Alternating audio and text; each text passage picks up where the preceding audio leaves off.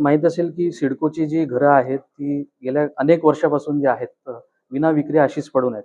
आणि अशातच सिडको महामंडळाने जे आहे, काही दिवसांपूर्वी जे आहे, सेक्टर 10A या ठिकाणी जे आहे, 30 हेक्टर जो भूखंड आहे, तो खाजगी उद्योगपतीच्या घशात घालण्याचा घाट त्या ठिकाणी घातलेला आहे. त्या ठिकाणी टाउनशिप घालण्याचा त्या ठिकाणी जो आहे घाट कुठेतरी सिडकोच्या माध्यमातून घातला होता.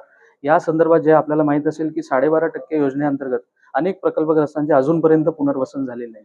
तर अशामध्ये अशा पद्धतीने खाजगी उद्योगपतीला कुठेतरी मोक्याची ठिकाणीची जागा देणं कितपत योग्य आहे, हा प्रश्न विचारण्याकरिता आज आम्ही या ठिकाणी व्यवस्थापकीय संचालक ज्या विजय सिंघल आहेत यांना भेट दिली आणि या ठिकाणी त्यांना जाब विचारलेला आहे आणि निश्चितपणे आम्ही त्यांना विनंती केलेली आहे, की हा जो प्रस्ताव आहे तो तात्काळ रद्द करावा आणि त्या ठिकाणी सर्वात प्रथम त्यांनी प्रकल्पग्रस्तांचे पुनर्वसन करावे.